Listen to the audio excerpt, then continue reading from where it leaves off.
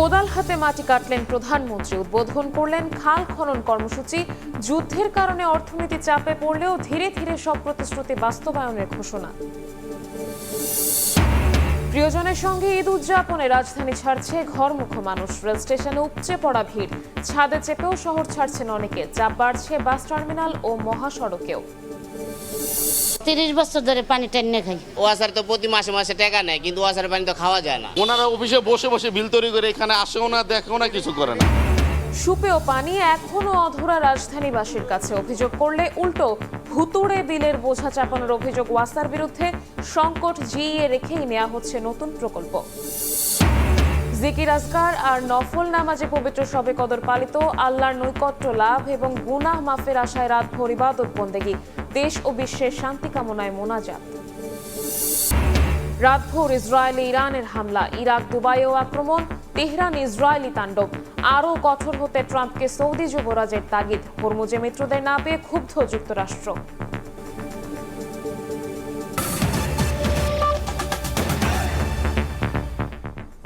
সকালের সময় সঙ্গে আছি আমি শবনম নিবিড়। নির্বাচনী প্রতিশ্রুতি অনুযায়ী এবার খাল খননে প্রধানমন্ত্রী তারেক রহমান। দিনাজপুরের সাহাপাড়া খালের মাটি কাটার মধ্য দিয়ে দেশ জুড়ে কর্মসূচির উদ্বোধন করেন তিনি। এতে অংশ নেন নারী পুরুষ সহ কয়েকশো মানুষ। এ সময় যুদ্ধ পরিস্থিতিতে অর্থনীতিতে চাপ পড়লেও ধীরে ধীরে সব ওয়াদা বাস্তবায়নের ঘোষণা দেন তারেক রহমান। মিজানুর রহমানের ক্যামেরায় ইমরুল হাসানের রিপোর্ট।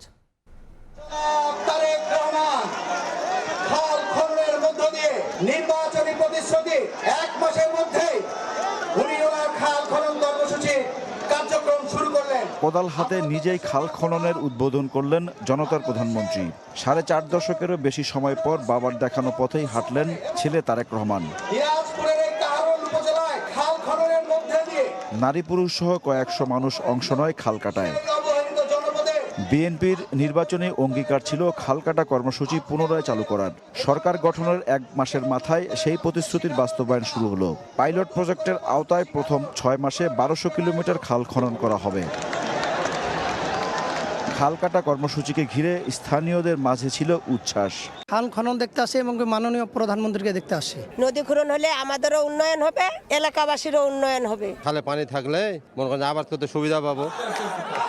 খাল খনন কর্মসূচি উপলক্ষে দিনাজপুরের কাহারুলে আয়োজিত সমাবেশে বক্তব্য রাখেন প্রধানমন্ত্রী তারেক রহমান। বলেন তার সরকারের লক্ষ্য স্বনির্ভর দেশ গঠন। উত্তরাঞ্চলে কৃষি নির্ভর শিল্প গড়ে তোলার প্রতিশ্রুতি দিয়ে প্রধানমন্ত্রী বলেন কৃষিকে সবচেয়ে বেশি গুরুত্ব দিতে চায় তার সরকার। কৃষক ভালো থাকলে, কিষানি ভালো থাকলে এই বাংলাদেশের মানুষ ভালো থাকবে। কাজেই কৃষক ভাইদেরকে আমরা ভালো রাখতে চাই, কিষানি বোনদেরকে আমরা ভালো রাখতে চাই। বাংলাদেশের কৃষিকে আমরা শক্তিশালী ভিত্তির উপরে গড়ে তুলতে চাই। এই এলাকায় আর কি কি কৃষি নির্ভর মিল ইন্ডাস্ট্রি করা যায়, যাতে করে এই এলাকার যারা বেকার যুবক আছে, বোনেরা আছে, তাদের যাতে কর্মসংস্থানের ব্যবস্থা হয়, সেই উদ্যোগ ইনশাআল্লাহ আমরা গ্রহণ করেছি। যুদ্ধ পরিস্থিতির কারণে দেশের অর্থনীতিতে চাপ পড়লেও ধীরে ধীরে বিএনপি সরকারের সব অঙ্গীকার বাস্তবায়নের ঘোষণা দেন প্রধানমন্ত্রী। মধ্যপ্রাচ্য এই যুদ্ধ শুরু হওয়ার কারণে স্বাভাবিকভাবেই দেশের অর্থনীতির উপরে একটু চাপ পড়েছে। তারপরেও যে ওয়াদা করেছি আমরা, সেগুলো কিন্তু আমরা ধীরে ধীরে ইনশাআল্লাহ বাস্তবায়নের কাজ এরই ভিতরে আমরা শুরু করেছি। কৃষক ভাইদের জন্য কিন্তু যেমন সুদ মকুফ করেছি, আজকে খাল কাটার কাজ শুরু করেছি। একইভাবে মা বোনদের কাছে যেরকম ফ্যামিলি কার্ড দিচ্ছি, কৃষক ভাইদের কাছে আমরা কৃষক কার্ড দিব। মিষ্টি কথা বলে যারা বিভ্রান্ত করছে তাদের ব্যাপারে সতর্ক থাকার আহ্বান জানান তারেক রহমান। বিভিন্ন রকম কথাবার্তা বলে কারা দেশে বিশৃঙ্খলা তৈরি করতে চায়, তাদের বিরুদ্ধে আমাদেরকে সজাগ থাকতে হবে। অনেকে আছে মিষ্টি মিষ্টি কথা বলে কিন্তু বিভ্রান্ত করতে চায়, কিন্তু আমাদের রাজনীতি হচ্ছে কৃষকের উপকার করা। আমাদের রাজনীতি হচ্ছে মা বোনদেরকে স্বাবলম্বী করে তোলা। 5 বছরে 20,000 কিলোমিটার খাল খননের পরিকল্পনা রয়েছে বর্তমান সরকারের। 1977 সালে কোদাল হাতে খাল কাটা কর্মসূচি নেতৃত্ব দিয়েছিলেন তৎকালীন রাষ্ট্রপতি জিয়াউর রহমান। 49 বছর পর বাবার পথই অনুসরণ করলেন বর্তমান প্রধানমন্ত্রী তারেক রহমান। খাল কাটা কর্মসূচির ফলে পানির চাহিদা পূরণের পাশাপাশি পরিবেশের ভারসাম্য রক্ষা ও সবুজ বিপ্লব ঘটবে বলে প্রত্যাশা সবার। ইমরুল হাসান, সময় সংবাদ, কাহারুল, দিনাজপুর। বিগত সময়ে যে সমস্যা তৈরি হয়েছে তা সমাধানে সময় লাগবে। জনগণের সহযোগিতায় প্রত্যাশিত দেশ গড়তে কাজ করবে সরকার। সোমবার সন্ধ্যায় দিনাজপুরে সুধী সমাবেশ ও ইফতার মাহফিলে কথা বলেছেন প্রধানমন্ত্রী তারেক রহমান। এদিকে নানা নানি ও খালার কবর জিয়ারত করেন তারেক রহমান। اللهم بارك على محمد وعلى آل محمد। প্রধানমন্ত্রী নির্বাচিত হওয়ার পর ঢাকার বাইরে প্রথম সফর তারেক রহমানের। কৈশোরের স্মৃতিবিজড়িত দিনাজপুরে সোমবার দিনভর নানা কর্মসূচি শেষে সন্ধ্যায় শহরের শেখ ফরিদপুর গোরস্থানে নানা এসকান্দার মির্জা, নানি তৈয়বা মজুমদার ও খালা খুরশিদজাহান হকের কবর জিয়ারত করেন প্রধানমন্ত্রী। জিয়ারত শেষে তাদের আত্মার মাগফিরাত কামনা করে দোয়া করেন তিনি। বিকালে সার্কিট হাউজের পাশে গোরে শহীদ ময়দানে জেলা বিএনপি আয়োজিত সুধী সমাবেশে যোগ দেন সরকার প্রধান। ইফতারের আগে দেয়া বক্তব্যে তারেক রহমান জানান, আগামী মাস থেকে কৃষক কার্ডের পাইলট প্রকল্প শুরু হবে। সবাইকে ধৈর্য ধরার আহ্বান জানিয়ে তিনি বলেন, আওয়ামী লীগ শাসনামলের সব সমস্যার সমাধান একবারে সম্ভব না। বিগত অনেকগুলো বছর মানুষের যেরকম প্রত্যাশা ছিল দেশ এগিয়ে যাবে, দেশে বিভিন্ন উন্নয়নমূলক কর্মকাণ্ড হবে, সেটি বলা যায় কোথাও তেমন কিছু হয়নি। দেশটি আমাদের, এই দেশটিকে যদি গড়তে হয় আমাদের সকলকেই পরিশ্রম করার মাধ্যমে এই দেশটিকে গড়তে হবে। পরিশ্রম করার আগে আমাদের সকলকে ধৈর্য সহকারে কাজ করতে হবে। প্রত্যাশিত বাংলাদেশ গড়তে তার সরকার কাজ করছে উল্লেখ করে সবার সহযোগিতা চান তারেক রহমান। 15 বছর 16 বছর ধরে যে কাজগুলো হয় আমরা হয়তো 1 মাস 15 মাসে পারবো না। যেই সমস্যা তৈরি হয়েছে এই সমস্যাগুলোকে সমাধান করতেও সময়ের প্রয়োজন আছে। এই সরকারকে আপনারাই গঠন করেছেন, আপনাদের রায়ের মাধ্যমে এই সরকার গঠিত হয়েছে। কাজেই আপনাদের সহযোগিতা থাকলে ইনশাল্লাহ আপনাদের প্রত্যাশিত বাংলাদেশ গড়ার জন্য এই সরকার রাত দিন সর্বাত্মক চেষ্টা করবে, সর্বাত্মক কাজ করবে। এর আগে দুস্থদের মাঝে ব্ল্যাক বেঙ্গল জাতের ছাগল বিতরণ করেন প্রধানমন্ত্রী। ইমরুল হাসান, সময় সংবাদ, দিনাজপুর। প্রিয়জনের সঙ্গে ঈদ উদযাপন করতে বাড়ি ফিরছেন ঘরমুখো মানুষ। ছুটির প্রথম দিনে সকাল থেকেই বাড়ছে যাত্রীদের ভিড়। এই মুহূর্তে কমলাপুর রেল স্টেশনে আছেন সহকর্মী নাজমুস সালেহী, গাবতলী বাস টার্মিনালে আছেন আসিফ মোহাম্মদ সিয়াম এবং ঢাকা আরিচা মহাসড়কের নবীনগরে রয়েছেন সহকর্মী মুজাফর হোসেন জয়। সরাসরি শুরুতে যাচ্ছি সালেহীর কাছে। যাত্রার পঞ্চম দিন ঈদ যাত্রা রেলপথে শুরু হয়েছে আরও 5 দিন আগে, তবে আজকে থেকে মূলত বলা চলে কমলাপুর রেল পড়া ভিড় এবং বিশেষ করে রেলের যে পশ্চিমাঞ্চল রয়েছে অর্থাৎ উত্তরবঙ্গগামী ওই উত্তরাঞ্চলের যতগুলো ট্রেন আমরা দেখেছি সকাল থেকে তার প্রতিটা ট্রেনেই ছিল উপচে পড়া ভিড়। বিশেষ করে রংপুর নীলসাগর এক্সপ্রেস সেই ট্রেনটি আমরা দেখেছি যে প্রতিটি ট্রেনের বাইরে জায়গায় ছাদে লোক ভর্তি হয়ে গাদাগাদি ঠাসাঠাসি করে কিন্তু মানুষ আসলে প্রিয়জনের সঙ্গে ঈদ আনন্দ উপভোগ করতে ঢাকা থেকে গ্রামের উদ্দেশ্যে রওনা করেছেন। এর আগে ভোর 6টায় উত্তরবঙ্গের অন্যতম একটি ট্রেন ধূমকেতু এক্সপ্রেস সেই ট্রেনের যাত্রার মধ্য দিয়ে কিন্তু শুরু হয় আজকের রেলপথের ঈদ যাত্রা। তবে রেলপথে ঈদ যাত্রায় পশ্চিমাঞ্চল অর্থাৎ উত্তরবঙ্গের চেয়ে পূর্বাঞ্চলের ট্রেনগুলো কিছুটা ফাঁকা এবং পূর্বাঞ্চলের ট্রেনগুলোতে যাত্রীর চাপ কিছুটা কম রয়েছে। তবে উত্তরবঙ্গের ট্রেনগুলোতে আমরা সকাল থেকে দেখতে পাচ্ছি একদম উপচে পড়া ভিড়। যে কয়টি ট্রেন এখান থেকে ছেড়ে গেছে প্রতিটি ট্রেনই সময় মতো ছেড়েছে, তবে পশ্চিমাঞ্চলের ট্রেনের কিছুটা শিডিউল বিপর্যয় দিয়ে কিন্তু আজকে রেল যাত্রা শুরু হলো। অর্থাৎ সকালবেলা 6:40 নীলসাগর এক্সপ্রেস এখান থেকে ছেড়ে গেছে 7:40, 1 ঘন্টা বিলম্বে ছেড়েছে নীলসাগর এক্সপ্রেস। ওই 1 ঘন্টা বিলম্বের কারণে কিন্তু আগামীকাল থেকে এটির যে শিডিউল বিপর্যয়ের মাত্রা সেটি কিন্তু আরও বেশি বাড়বে। অর্থাৎ উত্তরবঙ্গগামী যে ট্রেনগুলো রয়েছে যেগুলো ছেড়ে যাচ্ছে দেশের বিভিন্ন প্রান্তে সেই ট্রেনগুলোতে পূর্বাঞ্চলের তুলনায় কিছুটা শিডিউল একদিকে যেমন বিপর্যয় রয়েছে, অন্যদিকে কিন্তু সেইখানে মানুষের উপস্থিতিও কিন্তু অনেক বেশি পশ্চিমাঞ্চলের ট্রেনগুলোতে। আমার রেলের কমলাপুর রেল স্টেশনের ম্যানেজারের সঙ্গে কথা হয়েছে, তিনি জানিয়েছেন যে দুপুর থেকে মূলত প্রতিটি ট্রেনেই উপচে পড়া ভিড় হবে এবং সেটিকে নিয়ন্ত্রণ করার জন্য তাদের পর্যাপ্ত ব্যবস্থা রয়েছে। তারা বলছেন যে তারা সেই বিষয়ে তাদের পর্যাপ্ত প্রস্তুতি তারা নিয়ে রেখেছেন। কমলাপুর রেল স্টেশন থেকে রেলপথে ঈদ যাত্রার এই ছিল আমার কাছে সর্বশেষ। ঈদ যাত্রার খবর জানবো সড়ক পথের গাবতলী বাস টার্মিনালে আছেন সহকর্মী আসিফ মোহাম্মদ সিয়াম, যাব তার কাছে। সিয়াম, ঈদ উল ফিতরের ছুটি উপলক্ষে আজ থেকেই ছুটি শুরু হয়েছে, সেজন্য আমরা দেখতে পাচ্ছি যে যারা সড়ক পথে তাদের নারী টানে বাড়িতে ফিরবেন তারা সকাল থেকেই এই গাবতলী বাস টার্মিনালে এসে তারা ভিড় করেছেন এবং আমরা ইতিমধ্যে দেখতে পেয়েছি যে তাদের মধ্যে অনেকেই আগের থেকেই টিকিট কেটে রেখেছিলেন। তাদের আর কিছুক্ষণের মধ্যেই যাদের বাস চলে আসবে তারা এখানে অপেক্ষা করছেন। যদিও আমরা সকাল থেকে অন্যান্য যেসব কাউন্টারগুলোতে দেখেছি সেখানে কিছুটা যাত্রীর চাপ কম ছিল, কিন্তু এই বাসটা গাবতলীতে এসে আমরা দেখতে পেলাম যে এখানে যাত্রীর চাহিদা চাপ কিছুটা বেশি। যারা উত্তরবঙ্গগামী যাত্রী যারা রয়েছেন তারা এখানে সকাল থেকে এসে ভিড় করেছেন। আমরা এখানে কয়েকজনের সাথে কথা বলেছি, তারা ভাড়ার বিষয়ে যেটা জানিয়েছেন যে তারা কেউ কেউ এখানে দ্বিগুণ, স্বাভাবিকের চেয়ে দ্বিগুণ ভাড়া নেওয়ারও অভিযোগ এখানে তুলেছেন। এবং যেহেতু সবে সকাল শুরু হয়েছে, কাজেই এখানে শিডিউল বিপর্যয়ের বিষয়ে এখন পর্যন্ত কারো কাছে কোনো ধরনের অভিযোগ আমরা পাইনি।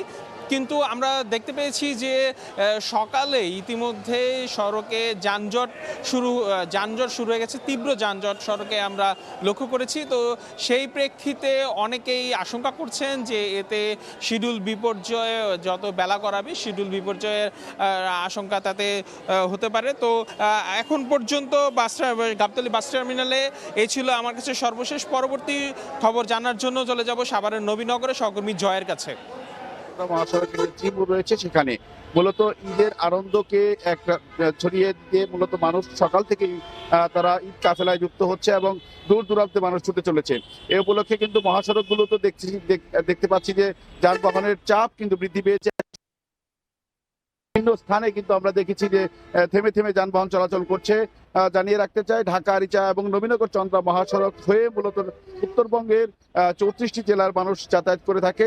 সেই উপলক্ষে কিন্তু ঈদের ছুটি শুরু হয়, কিন্তু ইতিমধ্যেই সেই ঈদ কাফেলায় কিন্তু মানুষ যোগ দিয়েছে এবং পরিবারের সকল সদস্যদেরকে নিয়ে তারা দূরপাল্লার যানে চেপে বসেছেন। এবং আমরা দেখতে পাচ্ছি যে মূলত মহাসড়কের বিভিন্ন স্থানে অতিরিক্ত গাড়ি রয়েছে এবং গাড়ির চাপও রয়েছে।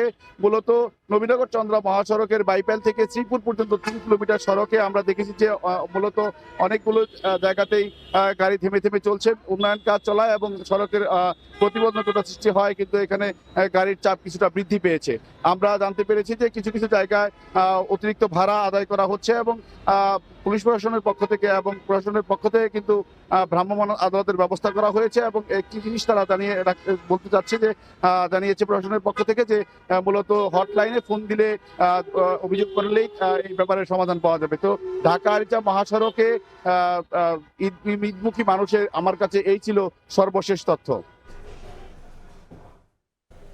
সারা দেশের বিভিন্ন জায়গা থেকে আমাদেরকে ঈদ যাত্রার খবর জানাচ্ছিলেন আমাদের সহকর্মীরা। ইরানের সঙ্গে যুক্তরাষ্ট্র এবং ইসরায়েলের যুদ্ধের 2 সপ্তাহ পেরিয়ে গেলেও 31 নাবিক সহ এখনও আটকা বাংলাদেশি জাহাজ জয়যাত্রা। বিষয়টির সুরাহা করতে ইরানের সঙ্গে আলোচনার জন্য নৌ পরিবহন মন্ত্রণালয় চিঠি দিয়েছে বাংলাদেশ শিপিং কর্পোরেশন। কেননা জাহাজটিকে পাড়ি দিতে হবে অবরুদ্ধ হরমুজ প্রণালী। যুদ্ধের মধ্যেও আটকা পড়া জাহাজ দিয়ে কাতার এবং আরব আমিরাতে পণ্য পরিবহনের প্রস্তাব পেয়েছে বিএসসি। বিস্তারিত জানাচ্ছেন কমল দে। পারস্য উপসাগরের লক্ষ্যবস্তুর উপর ইরানের ছোড়া মিসাইলের খুব কাছে অবস্থান ছিল বাংলাদেশের রাষ্ট্রায়ত্ত প্রতিষ্ঠান বিএসসির মালিকানাধীন জাহাজ জয়যাত্রার। অবশ্য এখন জাহাজটি কিছুটা সরে এসে শারজার আউটার পোর্ট লিমিটের মধ্যে নিরাপদে অবস্থান নিয়েছে।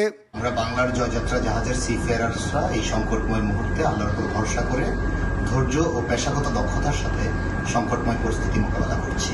28 ফেব্রুয়ারি যুদ্ধ শুরুর পর বেশ কয়েকবার হরমুজ প্রণালী পার হওয়ার চেষ্টা হলো। অতিমাত্রার ঝুঁকির কারণে আপাতত সেই প্রক্রিয়া বাদ দেওয়া হয়েছে। এখন কূটনীতিক প্রক্রিয়ায় জাহাজটিকে পারস্য উপসাগর থেকে হরমুজ প্রণালীর মাধ্যমে পার করে আরব সাগরে নিয়ে আসার চেষ্টা চলছে।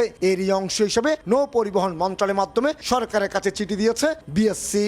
পররাষ্ট্র মন্ত্রণালয় দৃষ্টি আকর্ষণ করেছে যে যদি ইরান থেকে একটা স্পেশাল পারমিশন জয়যাত্রার জন্য পাওয়া যায় তাহলে আমরা স্টেট অফ হরমুজ দিয়ে যেন বের হয়ে আসতে পারি। এদিকে যুদ্ধ অবস্থাতেও কাতারের মেসাইদ বন্দর থেকে আরব আমিরাতে পণ্য পরিবহনে বাংলার জয়যাত্রাকে ব্যবহারের জন্য বিএসসির কাছে প্রস্তাব দিয়েছে চার্টার্ড প্রতিষ্ঠান। এক্ষেত্রে পণ্য লোড করার সময় 5 দিন এবং আনলোড করার সময় আরও 8 দিন বন্দরে থাকার নিরাপত্তার কথা মাথায় রেখে প্রস্তাবটি বিবেচনা করছে রাষ্ট্রায়ত্ত প্রতিষ্ঠানটি। আমি যদি যেটি অ্যালং সাইডে থাকি তাহলে টোটাল এয়ার ডিফেন্স কাভারেজ পাবো, সেফটি সিকিউরিটি যে কোনো সাপোর্ট সিস্টেম শরীর থেকে বেশি পাওয়া যাবে, ক্রু মোরাল আপ হবে এবং সার্বিকভাবে সমস্ত ধরনের লজিস্টিক সাপোর্ট দেওয়ার সুবিধা হবে। তবে জাহাজের পাশাপাশি 31 নাবিকের প্রাণের ঝুঁকি বিবেচনায় ব্যবসার পরিবর্তে আলোচনার মাধ্যমে বাংলার জয়যাত্রাকে বের করে আনার কথা বলছেন সাবেক নাবিকেরা। বিশেষ করে এর আগে রাশিয়া ইউক্রেন যুদ্ধের কবলে পড়ে মিসাইলে মারাত্মক ক্ষতিগ্রস্ত হয় বাংলার সমৃদ্ধ নামে বিএসসির অপর একটি জাহাজ, যেখানে একজনের মৃত্যুও হয়েছিল। Bangladesh government through embassy Iranian গভর্নমেন্টের সাথে যোগাযোগ করবে, কারণ ওরাই এখন সাধারণ আরবের কন্ট্রোল করতেছে আপাতত দৃষ্টিতে। তো সেইভাবে আমার মনে হয় যে ওইভাবে একটা কন্ট্রাক্ট করে এগ্রিমেন্ট করে কোনো একটা দিনক্ষণ সময় নির্ধারণ করে জাহাজটা হরমুজ প্রণালী থেকে বেরিয়ে আরব সাগরে চলে আসাটাই আমাদের জন্য সবচেয়ে নিরাপদ। গত 2 ফেব্রুয়ারি ভারত হয়ে কাতারে গিয়েছিল বাংলার জয়যাত্রা। এরপর কাতারের মেসাইদ বন্দর থেকে স্টিল কয়েল নিয়ে আরব আমিরাতের জেবাল আলী বন্দরে যাওয়ার পথে যুদ্ধের কবলে পড়ে বাংলার জয়যাত্রা। জাহাজটিতে 2 থেকে 4 মাসের খাবার মজুদের পাশাপাশি পর্যাপ্ত পরিমাণে জ্বালানি এবং ফ্রেশ ওয়াটার রয়েছে বলে নিশ্চিত করেছে বিএসসি। কমল দে, সময় সংবাদ, চট্টগ্রাম। বছরের পর বছর পেরোলেও সুপেয় পানির দেখা পায়নি রাজধানীবাসী। অনেকটা নিরুপায় হয়েই নোংরা দুর্গন্ধযুক্ত পানি ব্যবহার করছেন দৈনন্দিন কাজে। অভিযোগ করলে উল্টো ভোগান্তিতে পড়ার পাশাপাশি দিতে হয় ভুতুড়ে বিল। নগরবিদের মতে প্রাকৃতিক জলাধার ও পানির উৎস দূষণমুক্ত করা না গেলে কোনো প্রকল্পই কাজে আসবে না। এদিকে চলমান সংকটের সমাধান না করেই নতুন করে মহানগরীতে যুক্ত হওয়া 16টি ইউনিয়নে ডিস্ট্রিবিউশন নেটওয়ার্ক স্থাপনের কাজ শুরু করতে যাচ্ছে সংস্থাটি। রিপোর্ট করেছেন সাইফুল রুদ্র। 30 বছর ধরে পানি টেনে খাই, আয়রন বেশি, রং আসে। ওয়াসার সংযোগ থাকার পরও অন্য বাড়ির গভীর নলকূপ থেকে খাবার পানি তুলে আনেন শ্যামপুরের বাসিন্দা সালমা। অথচ ঢাকা ওয়াসার সাবেক ব্যবস্থাপনা পরিচালক তাকসিমে খান গণমাধ্যমে দেয়া বক্তব্যে প্রায়ই বলেছেন এই পানি সুপেয়। আমরা পরীক্ষা করেই পানিকে দেই এবং সেই পানি 100% সুপেয়।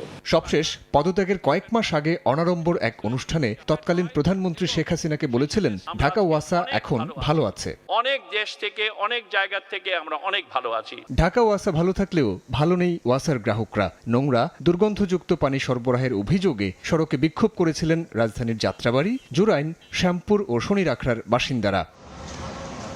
সঞ্চালন লাইন স্থাপন ও পানির মানোন্নয়নে একাধিক প্রকল্পে ঢাকা ওয়াসা এ পর্যন্ত হাজার হাজার কোটি টাকা ব্যয় করলেও দুর্ভোগ ও অভিযোগ কমেনি গ্রাহকের। ওয়াসার তো প্রতি মাসে মাসে টাকা নেয়, কিন্তু ওয়াসার পানি তো খাওয়া যায় না। রঙও ভালো না, আর পানিতে আয়রন, পানি গন্ধ হয়। খাওয়ার পানিটা আমরা বাইরের থেকে টাইনা নিয়ে খাইতে হয়। খাওয়ার পানি তো এই মসজিদে ডিপের পানি এনে খাই। আছে ভুতুরে বিলের অভিযোগ। তারা বলছেন পরিদর্শন না করেই মিটার রিডাররা বিল করেন অফিসে বসে। ওনারা অফিসে বসে বসে বিল তৈরি করে এখানে আসেও না, দেখেও না, কিছু করে না। পানির ভিতরে মাঝে মাঝে পোকা সহকারে আসছে। 6-7 মাস আগে হয়তো 1500, 1800 এরকম, এখন তো 2800, 3000। নগরবিদের মতে প্রকল্পের নামে লুটপাট ও দায়িত্ব পালনে বছরের পর বছর ব্যর্থতার পরিচয় দিয়েছে সংস্থাটি। কেন ঢাকা মরে যাচ্ছে, কেন ঢাকার পানি দূষিত, এটা নিয়ে রাষ্ট্রীয় পর্যায়ে যে কথা বলার কথা ওয়াসা সেগুলো করেনি।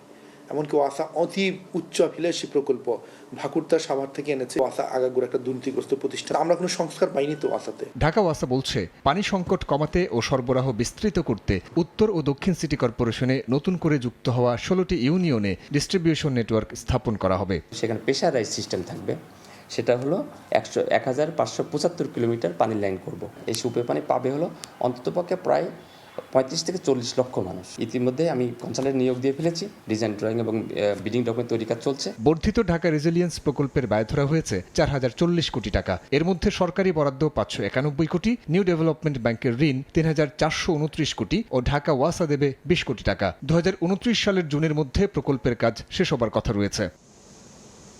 সাইফুল রুদ্র, সময় সংবাদ, ঢাকা। নদীতে প্রবাহ নেই, টিউবওয়েলে মিলছে না পানি। মাটির নিচে গর্ত খুঁড়ে মেশিন স্থাপন করে সেচের পানি সংগ্রহ করছে কৃষক। এমন পরিস্থিতি মোকাবেলা করছে করতোয়া নদীর কোলে গড়ে ওঠা জনপদ গোবিন্দগঞ্জের 6 ইউনিয়নের লাখ লাখ মানুষ।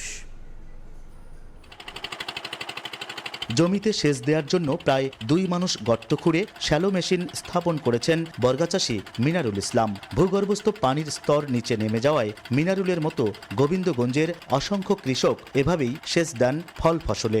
সমতল থেকে প্রায় 15 ফিট মাটির নিচে গর্ত খুঁড়ে শ্যালো মেশিন স্থাপন করার পর সেচের জন্য পানি তুলতে হচ্ছে কৃষককে। গাইবান্ধার গোবিন্দগঞ্জের বেশ কিছু এলাকায় কৃষকদের এমন দুর্ভোগ বেশ বছর ধরে। মনে করেন যে 10 ফুট খুঁড়ে নিচে ডাবায় দিয়েছে, তো মেশিনে পানি হয় না। 2 বিঘা জমিতে পানি দিতে 5 লিটার তেল লাগছে, এখন 10 থেকে 12 লিটার তেল লাগে। কষ্ট করে আবাদ করতে হয়, এখন পেটে তো দিতে হবে। আবাদ করা খুব কঠিন চাপে গেছে আমার এই চাষা মানুষের। বহু ফিট বোর্ডিং করা লাগে, তারপর পানি ওঠে।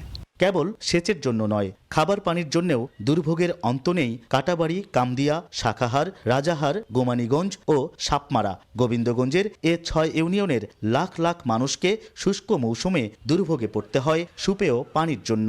টিউবওয়েলে পানি না ওঠায় ধনী গরিব সবাই বাধ্য হয়ে বাড়ি বাড়ি স্থাপন করেছেন সাবমার্সিবল পাম্প। এমন পরিস্থিতিতে জনস্বাস্থ্য অধিদপ্তর ও বরেন্দ্র কর্তৃপক্ষের দৃষ্টি আকর্ষণ করছে সচেতন মহল। এই অবস্থাটা নিয়ে কিন্তু আমার মনে হয় যে জনস্বাস্থ্য প্রকৌশলীকে এগিয়ে আসতে হবে এবং এটা নিয়ে গবেষণা করতে হবে যে কিভাবে এই পানি সংকটটা নিরসন করা যায়।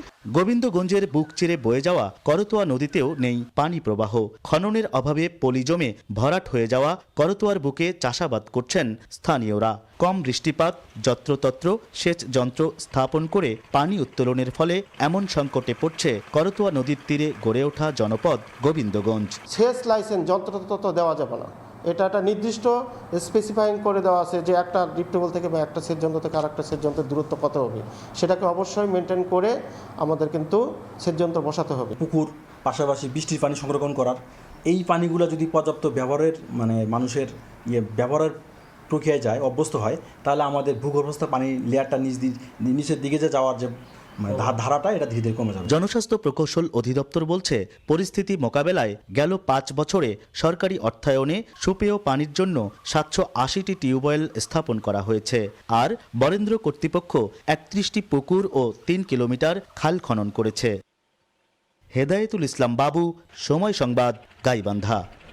ফরিদপুরে জামিনে বেরিয়ে বাড়ি ফেরার পথে যুবককে কুপিয়ে জখম করেছে প্রতিপক্ষের লোকজন।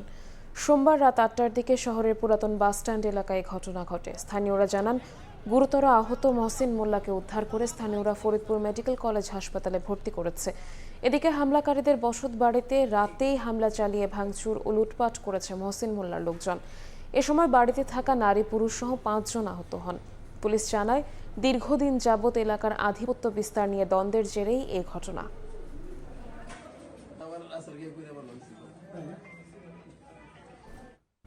সকালের সময় আরও থাকছে।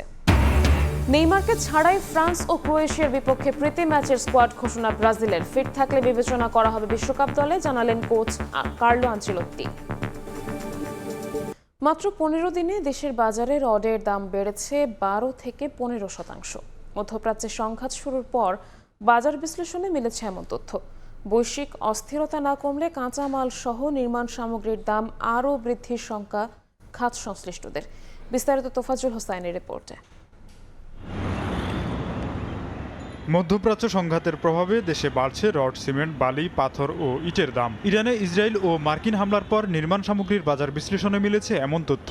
সব কোম্পানি সিমেন্ট সিন্ডিকেট করে দাম বাড়ছে, অজুহাতে ক্লিন কার্ড নাই, যুদ্ধের জন্য এটার সমস্যা, বালি, ইটা, তারপর আমাদের যত পাথর, এগুলো সব আমাদের দাম বাড়ার দিয়েছে কোম্পানি। গেল 2 সপ্তাহে সবচেয়ে বেশি প্রতি টনে রডের দাম বেড়েছে 10 থেকে 12,000 টাকা, যেখানে 75 গ্রেডের রডের দাম প্রতি টন মধ্যপ্রাচ্য সংঘাত শুরুর আগে ছিল 80 থেকে 83,000 টাকা। বর্তমানে তা বিক্রি হচ্ছে 90 থেকে 96,000 টাকায়। আর 60 গ্রেডের রডের দাম বেড়েছে 10,000 টাকা পর্যন্ত। যেটা আমরা 90 টাকা 89 টাকা বিক্রি করতাম, জাস্ট এক সপ্তাহের কারণে আমাদের রেটটা মিনিমাম 6 টাকা 7 টাকা বাইরে গেছে। একদম স্লো হয়ে গেছে তবে এখন 90 টাকার উপরে। এখানে গাড়ির ক্রাইসিস আছে, তেলের ক্রাইসিস আছে, মিল ফ্যাক্টরির অনেক ঝামেলা আছে, এই নিয়েই আর কি আমাদের কিন্তু সেল নাই, আমাদের বিক্রি কিনে অনেক কম।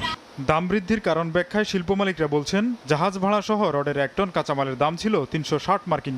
মধ্যপ্রাচ্য সংঘাতের পর তা বেড়ে পার হয়েছে $410। সেই সঙ্গে রয়েছে কাঁচামাল সংকট, ব্যাংক ঋণের উচ্চ সুদ হার। ইন্টারন্যাশনাল মার্কেটে প্রায় $50 থেকে $60 স্ক্র্যাপের দাম বেড়ে গেছে, তো আমাদের লোকালিও দাম বেড়ে গেছে। মার্কেটে তো মজুদ স্টক নাই, আগের মতো শিপ ব্রেকারও অ্যাভেলেবেল না। আমাদের ওই মূলধনের ঘাটতির কারণে ওই শিপ ব্রেকারও তেমনভাবে ইম্পোর্ট করতে পারে না, আমরাও পারি না, যেই কারণে এবার এফেক্টটা খুব বেশি হয়েছে। রড, সিমেন্ট সহ নির্মাণ সামগ্রীর দাম বৃদ্ধির কারণে দুশ্চিন্তায় পড়েছেন আবাসন খাতের ব্যবসায়ীরা। ডিজাস্টার চলতেছে এই সেক্টরে, এই যুদ্ধের অজুহাত দিয়ে আপনার স্টোন, রড, সিমেন্ট, ব্রিক সব কিছু প্রাইজই অ্যাবনর্মাল। বিশেষ করে রডের দামটা অ্যাবনর্মাল বাড়ানো হয়েছে, কিন্তু আমরা কিন্তু ফ্ল্যাটের দাম বাড়াতে পারতেছি না। বৈশ্বিক প্রেক্ষাপটে কোনো পণ্য বা কাঁচামালের দাম বাড়লে তা যেন যৌক্তিক হয়, সেদিকে সরকারের নজরদারি বাড়ানোর দাবি খাত সংশ্লিষ্টদের। রড সহ সব ধরনের নির্মাণ সামগ্রীর দাম বেড়ে যাওয়ায় প্রভাব পড়েছে আবাসন খাতে, যার ফলে এই খাত সংশ্লিষ্ট হাজার হাজার মানুষ বেকার হয়ে পড়ার শঙ্কা তৈরি হয়েছে। মোস্তফাজুল হোসাইন, সময় সংবাদ, ঢাকা। নথিতে থাকলেও বাজারে নেই সরকারি গ্যাস সিলিন্ডার। গাইবান্ধা শহরে বিপিসির নির্ধারিত 825 টাকার এই গ্যাস সিলিন্ডার খুঁজে পাওয়া যাচ্ছে না কোনো দোকানে। ডিলারদের দাবি, হাতে গোনা কয়েকটি সরবরাহ করলেও সরকারি সিলিন্ডারগুলো ব্যবহার অনুপযোগী। রাষ্ট্রীয় কোম্পানির 12.5 কেজি ওজনের গ্যাস সিলিন্ডারের সরকার নির্ধারিত দাম 825 টাকা। তবে বেসরকারি কোম্পানির গ্যাসের জন্য ভোক্তাদের গুনতে হচ্ছে 1500 থেকে 1600 টাকা পর্যন্ত। রাষ্ট্রীয় কোম্পানির গ্যাস সিলিন্ডারের খোঁজে বাজারে যায় সময় সংবাদ। গাইবান্ধা শহরের বিভিন্ন এলাকায় গ্যাসের দোকান ও ডিপো কোথাও খুঁজে পাওয়া গেল না সরকারিভাবে সরবরাহকৃত 825 টাকা মূল্যের সেই সিলিন্ডার। সরকারি সিলিন্ডার জীবনে চোখেই দেখি নাই। সরকারি সিলিন্ডারটা কেন বিক্রি করেন না? ওটা তো ডিলার এখানে নেই ভাই, আমাদের গাইবান্ধায় কোনো ডিলার নেই।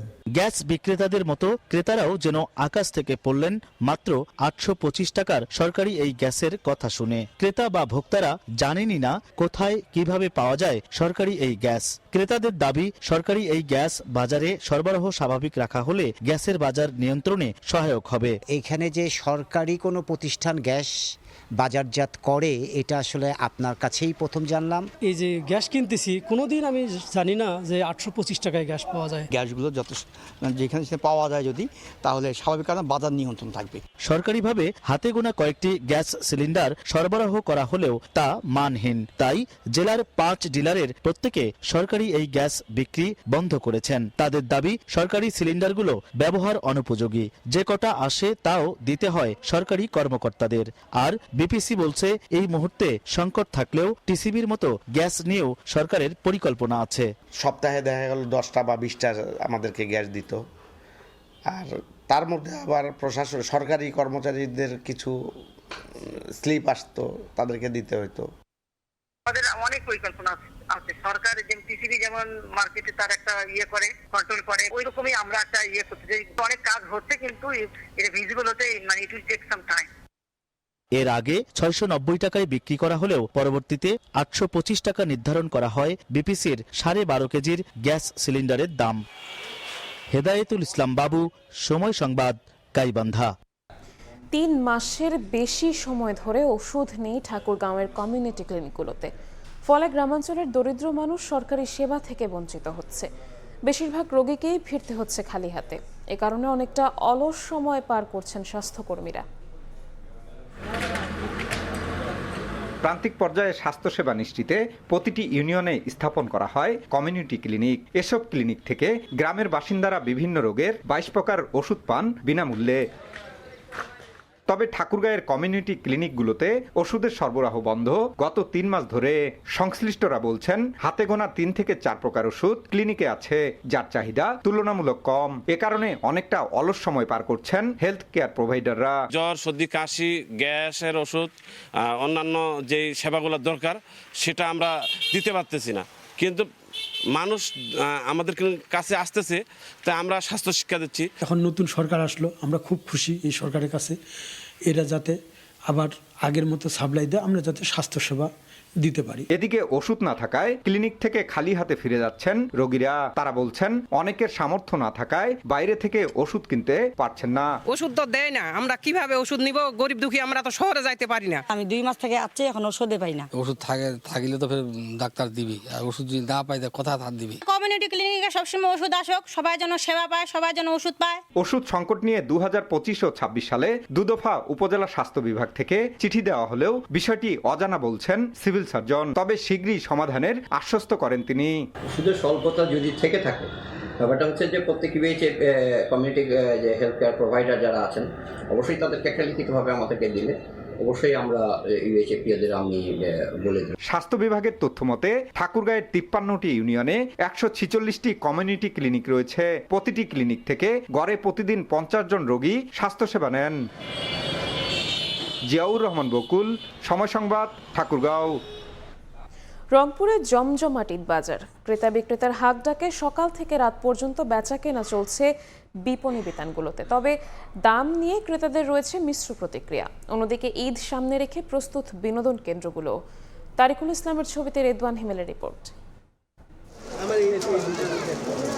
কদিন পরে ঈদ, তাই শপিং মল সহ বিভিন্ন দোকানে ছুটছেন ক্রেতারা। শেষ মুহূর্তের কেনাকাটায় ব্যস্ত সবাই। পছন্দের রং ও ডিজাইনের পোশাক কিনতে ক্রেতাদের পদচারণায় মুখর রংপুরের ফুটপাত থেকে শুরু করে অভিজাত বিপণী বিতানগুলো। তবে দাম নিয়ে রয়েছে মিশ্র প্রতিক্রিয়া, যদিও ব্যবসায়ীরা বলছেন বিক্রি আশাব্যঞ্জক। সাধারণত সুপারমার্কেট বা বড় বড় শপিং মলের থেকে এখানে খুব অল্প দামে জিনিস পাওয়া যায়। এজন্যই সাধারণ আমরা নিম্নবিত্ত বা মধ্যবিত্ত লোকেরা ম্যাক্সিমাম সময় এই ধরনের দোকান থেকেই কিনি। বড় বড় মার্কেটে গেলে প্রচণ্ড দাম বেশি চাই, যেমন মনে করেন 500 টাকার জিনিস 2500 টাকা চা বসে থাকে, আর এই ধরনের ছোট দোকানে সাশ্রয় মূল্য পাওয়া যায়। কটন কাপড় মোটামুটি ভালো চুজ করতেছি, আবার সিল্কও পছন্দ হইতেছে, দেখতেছি সব মিলাই সাধ্যের মধ্যেই সব পাওয়া যাচ্ছে। চলমান বৈশ্বিক সংকট সব মিলিয়ে ব্যবসায়ীরা কিছুটা বিপাকে, তারপরেও আলহামদুলিল্লাহ বলতে হবে যে ব্যবসা তুলনামূলকভাবে যেই টার্গেট সেই টার্গেটটা ফিল আপ না হলেও ব্যবসা হচ্ছে।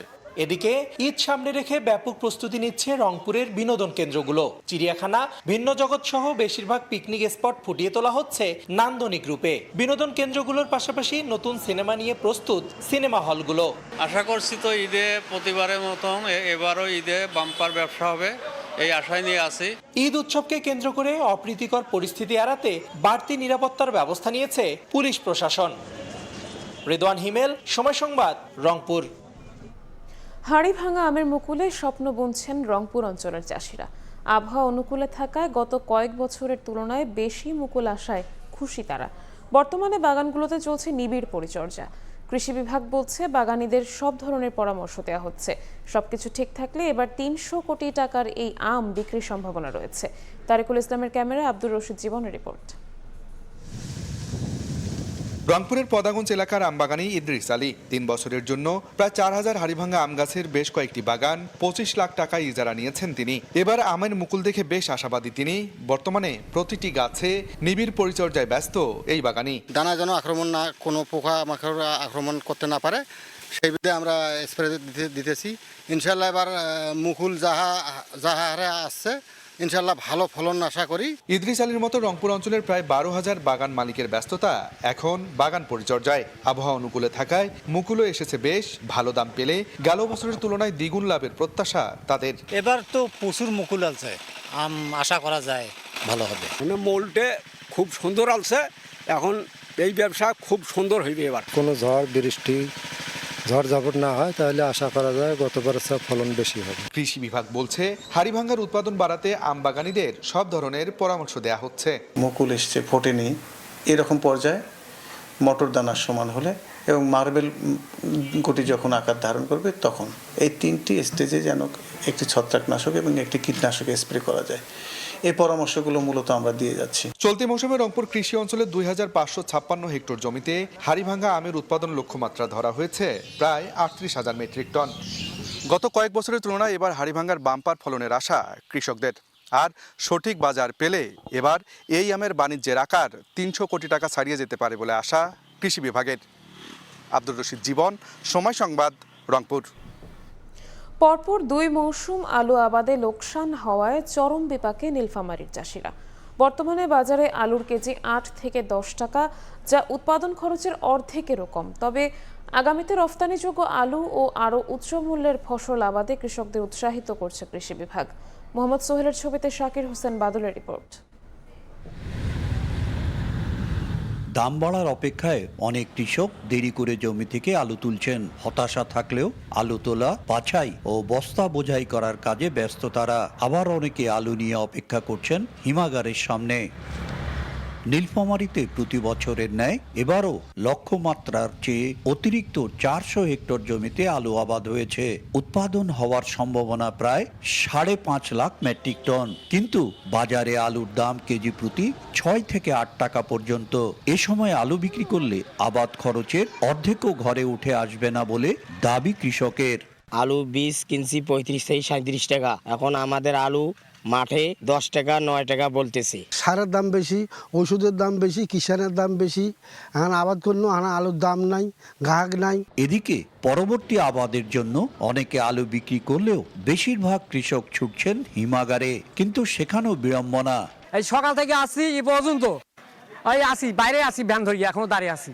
হ্যাঁ আলু নেয় না, না পাইছি ফেলে দিবার, না পাইছি কোলেস্টেরল থুবার। না আলু তো এখন আসবেই, যেহেতু আমাদের ক্যাপাসিটি হলো 1,75,000, আমরা পাইলাম তো কি বলছো 35,000 বস্তা। দেখা যায় এখনো কত বস্তা লাগে, এটা তো আমরা আলু নিতেই হবে, যদি আরো 2 মাসও নিতে হয় তারপর নিতে হবে আলু। তবে ক্ষতির হাত থেকে বাঁচতে রপ্তানিযোগ্য আলু আবাদ সহ একই জমিতে উচ্চ মূল্যের ফসল আবাদ করতে কৃষকদের উৎসাহিত করছে কৃষি বিভাগ। করে আলুর জমিতে যদি আরো উচ্চ মূল্যের ফসলগুলো যদি তারা করে, কিছু কিছু সবজি আছে যেগুলো অনেক হাই ভ্যালু উচ্চ মূল্যের ফসল, সেগুলো যদি আবাদ করে আলুর সাথে সাথে, তাহলে কিন্তু যদি আলুতে যদি কোনো সময় তাদের যদি কোনো ক্ষতি মানে দামটা কম হয়ে থাকে, সেই দামটা কিন্তু তারা পুষিয়ে নিতে পারে। কারণ এই আলু থেকে আমরা অনেক আমাদের বাই প্রোডাক্ট তৈরি হয়, বিশেষ করে স্টার্চ, ফ্লেক্স, চিপস, এগুলো যদি আমরা তৈরি করতে পারি এবং এই জন্য যদি ইন্ডাস্ট্রি গ্রো হয়, তাহলে কৃষকরা কিন্তু সারা বছরই আলুর ভালো দাম পাবে। এবার জেলায় 22,000 হেক্টর জমিতে আলু আবাদ হয়েছে।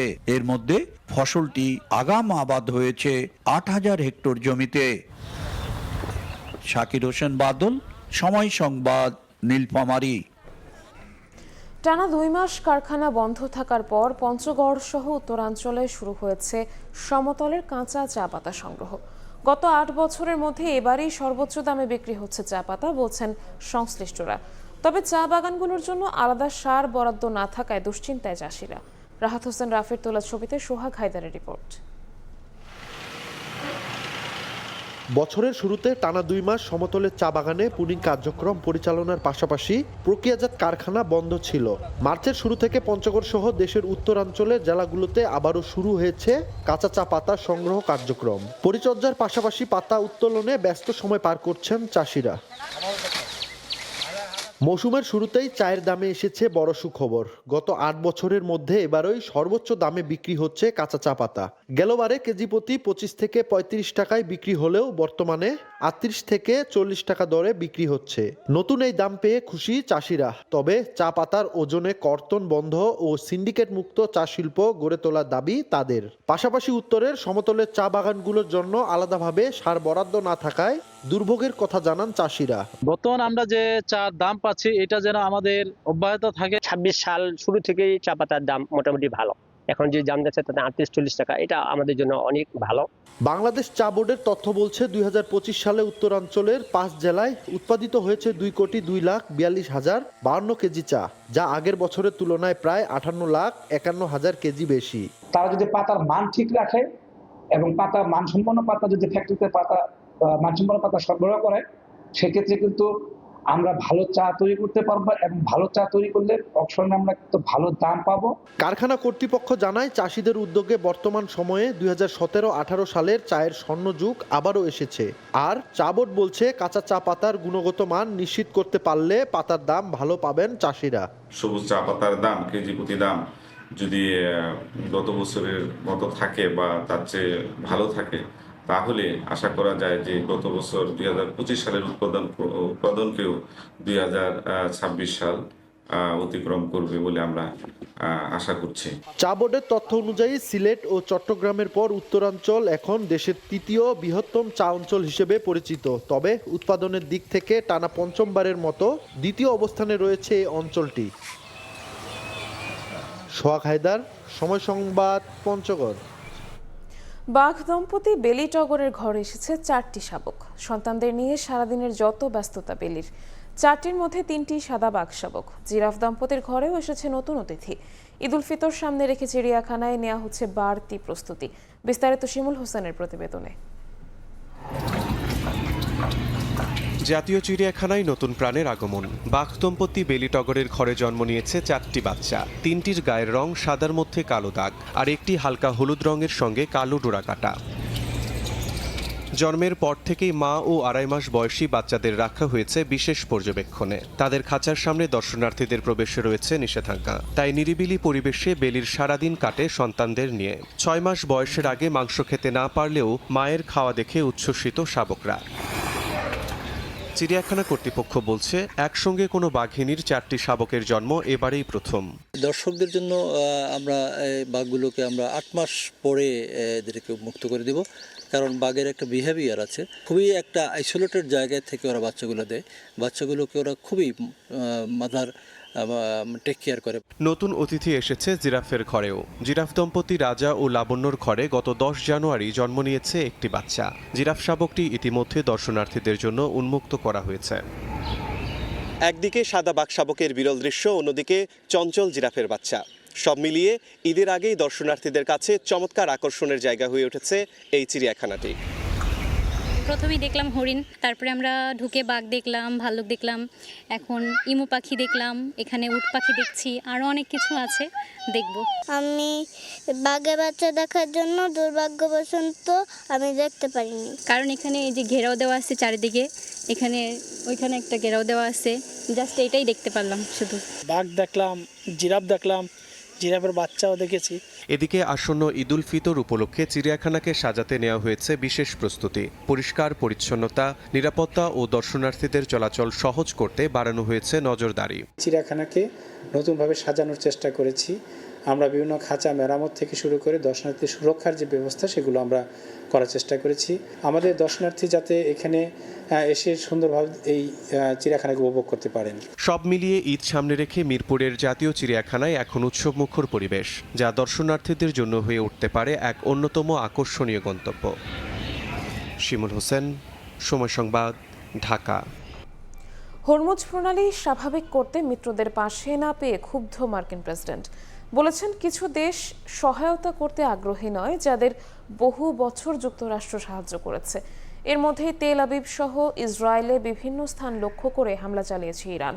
এছাড়া বাগদাদের একটি হোটেল, মার্কিন দূতাবাস, দুবাই বিমানবন্দর ও তেল ক্ষেত্রেও হামলা চালায় তারা। নিউ ইয়র্ক টাইমসের এক প্রতিবেদন বলছে, ইরানে কঠোর হামলা চালাতে ট্রাম্পকে তাগিদ দিয়েছেন সৌদি যুবরাজ। সোমবার রাতভর তেল আবিব, জেরুজালেম সহ ইসরায়েলের বিভিন্ন স্থানে হামলা চালিয়েছে ইরান। এর মধ্যে তেল আবিবে বেশ কয়েকটি ক্ষেপণাস্ত্র ও ড্রোন প্রতিহতের দাবি করেছে ইসরায়েল। জেরুজালেমে ইহুদিদের কবরস্থানের পাশে পাওয়া গেছে ক্ষেপণাস্ত্রের ধ্বংসাবশেষের চিহ্ন। শুধু ইসরায়েলই নয়, প্রতিবেশী সংযুক্ত আরব আমিরাতের দুবাইয়ের একটি তেল ক্ষেত্র ও বিমানবন্দরেও হামলা চালায় তেহরান। এতে সাময়িকভাবে বন্ধ রাখা হয়েছে দুবাই আন্তর্জাতিক বিমানবন্দর। অন্যদিকে ইরাকের রাজধানী বাগদাদের একটি স্বনামধন্য হোটেল এবং মার্কিন দূতাবাসে হামলার পর ব্যাপক ক্ষয়ক্ষতি হয়েছে। এছাড়া সৌদি, কাতার ও বাহরাইন ইরানের হামলা প্রতিহতের দাবি করেছে। লেবানন থেকেও ইসরায়েলের বিভিন্ন স্থানে হামলা চালিয়ে যাচ্ছে হিজবুল্লাহ। নাহারিয়ায় বেশ কয়েকজনের হতাহতের খবরও পাওয়া গেছে। পাশাপাশি ইসরায়েলের স্থলবাহিনী দক্ষিণ লেবাননে নতুন অভিযান শুরু করেছে বলে জানিয়েছে আইডিএফ। হামলা অব্যাহত রেখেছে যুক্তরাষ্ট্র ও ইসরায়েলও। তেহরানের পূর্বাঞ্চলে অবস্থিত বিদ্যুৎ বিভাগের একটি ভবনে ইসরায়েলি বিমান হামলায় বেশ কয়েকজন বেসামরিক নাগরিক হতাহত হয়েছেন। এর আগে ইসরায়েল জানায়, তেহরান ছাড়াও সিরাজ ও তাবরিজে বড় পরিসরে হামলা চালাচ্ছে তারা। ইরানে কঠোর হামলা চালাতে মার্কিন প্রেসিডেন্ট ডোনাল্ড ট্রাম্পকে তাগিদ দিয়েছেন সৌদি যুবরাজ মোহাম্মদ বিন সালমান। নিউ ইয়র্ক টাইমসের প্রতিবেদনে বলা হয়, ট্রাম্পকে সাপের মাথা কেটে ফেলতে বলেছেন তিনি। এদিকে হরমুজ প্রণালী রক্ষায় মিত্রদের না পেয়ে বেশ ক্ষুব্ধ মার্কিন প্রেসিডেন্ট। ইরান যুদ্ধে যুক্তরাষ্ট্র সবচেয়ে দুর্বল অবস্থানে আছে হরমুজ প্রণালী নিয়ে। হরমুজ প্রণালী স্বাভাবিক করতে যুক্তরাষ্ট্রের আহ্বান বেশ কয়েকটি দেশের নাকচের পর মার্কিন প্রেসিডেন্ট বলেছেন, কিছু দেশ সহায়তা করতে আগ্রহী নয়, যাদের বহু বছর যুক্তরাষ্ট্র সাহায্য করেছে। ইরানের হরমুজ প্রণালী খুব বেশি দিন এভাবে ব্যবহার করা সম্ভব হবে না। অনেক দেশ আমাকে জানিয়েছে তারা আসছে। কেউ এ বিষয়ে খুবই উৎসাহী, আবার কেউ ততটা নয়। এমনও কিছু দেশ আছে যাদের আমরা বহু বছর ধরে সাহায্য করছি, অথচ তারা তেমন উৎসাহ দেখায়নি, আর সেই উৎসাহের মাত্রাটা আমার কাছে গুরুত্বপূর্ণ। এর মধ্যে ইউরোপের বেশ কয়েকটি দেশ সরাসরি যুদ্ধে জড়াতে অনীহা প্রকাশ করেছে। এর আগে অস্বীকৃতি জানিয়েছে জাপান আর অস্ট্রেলিয়াও। নাদিম মারজান, সময় সংবাদ। ফ্রান্স ও ক্রোয়েশিয়ার বিপক্ষে প্রীতি ম্যাচের জন্য 26 সদস্যের স্কোয়াড ঘোষণা করেছে ব্রাজিল। গুঞ্জন থাকলেও শেষ পর্যন্ত দলে জায়গা হয়নি নেইমার জুনিয়রের। যদিও কোচ কার্লো অ্যাঞ্চেলত্তি বলেছেন, ফিট থাকলে বিশ্বকাপ দলে বিবেচনা করা হবে সান্তোস ফরওয়ার্ডকে। এছাড়া দলে ডাক পেয়েছে বেশ কিছু নতুন মুখ। করিন্থিয়ান্সের বিপক্ষে সাও পাওলো ডার্বিতে সান্তোসের হয়ে সাদামাটা পারফরমেন্সের পরও নেইমার আশাবাদী ছিলেন ব্রাজিল দলে তিনি ডাক পাবেন। অপেক্ষায় ছিলেন নেইমার ও ব্রাজিল দলের কোটি ভক্ত। সেই অপেক্ষা আরও দীর্ঘ হলো। সেলেসাও জার্সিতে আপাতত ফেরা হলো না নেইমারের। মার্চ উইন্ডোতে ফ্রান্স ও ক্রোয়েশিয়ার বিপক্ষে দুটি প্রীতি ম্যাচ খেলবে ব্রাজিল। এই ম্যাচ দুটি দিয়েই নিজের বিশ্বকাপ দল গুছিয়ে ফেলবেন কার্লো অ্যাঞ্চেলোত্তি। বিশ্বকাপ স্কোয়াডে জায়গা পেতে তাই গুরুত্বপূর্ণ ছিল এই দুই ম্যাচ খেলা, কিন্তু নেইমারকে ছাড়াই ২৬ সদস্যের স্কোয়াড ঘোষণা করেছেন ইতালিয়ান কোচ। অবশ্য অ্যাঞ্চেলোত্তি এটাও জানিয়েছেন এখনও নেইমারের সুযোগ আছে বিশ্বকাপ দলে জায়গা পাওয়ার। সাবেক বার্সা তারকার স্কিল নিয়ে কোনো সন্দেহ নেই কোচের। বিশ্বকাপ স্কোয়াডে থাকার একটাই শর্ত দিয়েছেন কোচ, সেটা হলো শতভাগ ফিট থাকা। ইনজুরি থেকে নেইমার ফিরেছেন, ম্যাচও খেলেছেন, কিন্তু সেরা ফিটনেস বা ছন্দ এখনও ফিরে পাননি ব্রাজিলের ইতিহাসের সর্বোচ্চ গোলদাতা। ফ্রান্স ও ক্রোয়েশিয়া ম্যাচের জন্য বেশ কিছু নতুন মুখ ডাক দিয়েছেন অ্যাঞ্চেলোত্তি। চোটের জন্য রদ্রিগো, ব্রুনো গিমারেস, মিলিতাওদের জায়গা হয়নি। অভিষেকের অপেক্ষায় থাকা ৫ ফুটবলার আছেন স্কোয়াডে। গোল পোস্টে ৩ পুরনো মুখ অ্যালিসন, বেন্তো ও এডারসন। রক্ষণে কোনো পরীক্ষা নয়, অ্যাঞ্চেলোত্তি আস্থা রেখেছেন মার্কুইনোস, দানিলো, গ্যাব্রিয়েল মাগালেসদের ওপরই। মিডফিল্ডে কাসেমিরো, ফাবিনিওদের সঙ্গে ডাক পেয়েছেন গ্যালাতাসারের গ্যাব্রিয়েল সারা। আক্রমণ ভাগের নেতৃত্ব দেবেন ভিনিসিয়াস জুনিয়র। তার সঙ্গে আছেন দারুণ ছন্দে থাকা রাফিনিয়া ও মাথেউস কুনিয়া। ফিরেছেন এনরিক। এছাড়া ডাক পেয়েছেন বোর্নমাউথের রায়ান ও ব্রেন্টফোর্ডের ইগর থিয়াগো। বিশ্বকাপ শুরুর আগে 4টি প্রীতি ম্যাচ খেলবে ব্রাজিল। ২৬ মার্চ বোস্টনের জিলেট স্টেডিয়ামে ফ্রান্স, এর 5 দিন পর অরল্যান্ডোতে সেলেসাওদের প্রতিপক্ষ ক্রোয়েশিয়া। এছাড়া মিশর এবং পানামার মুখোমুখি হবে অ্যাঞ্চেলোত্তির দল। এই ম্যাচ দুটি অনুষ্ঠিত হবে বিশ্বকাপের আনুষ্ঠানিক দল ঘোষণার পর। আগামী ১ জুন বিশ্বকাপ খেলতে যুক্তরাষ্ট্রে যাওয়ার কথা রয়েছে 5 বারের বিশ্ব চ্যাম্পিয়নদের। এর আগে মে মাসেই রিও ডি জেনিরোর গ্রানজা কুমারী ট্রেনিং সেন্টারে শুরু হবে তাদের প্রস্তুতি। সাজিদ মুস্তাহিদ, সময় সংবাদ। এ পর্যায়ে শীর্ষ সংবাদগুলো জানিয়ে দিচ্ছি আরও একবার। কোদাল হাতে মাটি কাটলেন প্রধানমন্ত্রী, উদ্বোধন করলেন খাল খনন কর্মসূচি। যুদ্ধের কারণে অর্থনীতি চাপে পড়লেও ধীরে ধীরে সব প্রতিশ্রুতি বাস্তবায়নের ঘোষণা। প্রিয়জনের সঙ্গে ঈদ উদযাপনে রাজধানী ছাড়ছে ঘরমুখো মানুষ। রেল স্টেশনে উপচে পড়া ভিড়, ছাদে চেপেও শহর ছাড়ছেন অনেকে। চাপ বাড়ছে বাস টার্মিনাল ও মহাসড়কেও। 30 বছর ধরে পানি টেনে খাই। ওয়াসার তো প্রতি মাসে মাসে টাকা নেয়, কিন্তু ওয়াসার পানি তো খাওয়া যায় না। ওনারা অফিসে বসে বসে বিল তৈরি করে এখানে আসেও না, দেখেও না, কিছু করে না। সুপেয় পানি এখনো অধরা রাজধানীবাসীর কাছে। অভিযোগ করলে উল্টো ভুতুড়ে বিলের বোঝা চাপানোর অভিযোগ ওয়াসার বিরুদ্ধে। সংকট জিইয়ে রেখে নেওয়া হচ্ছে নতুন প্রকল্প।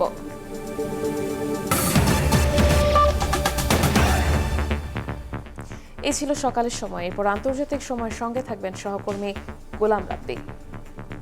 শবনব, আপনাকে ধন্যবাদ। আন্তর্জাতিক সময় নিয়ে আসছি কিছুক্ষণ পর, সঙ্গেই থাকুন সময়।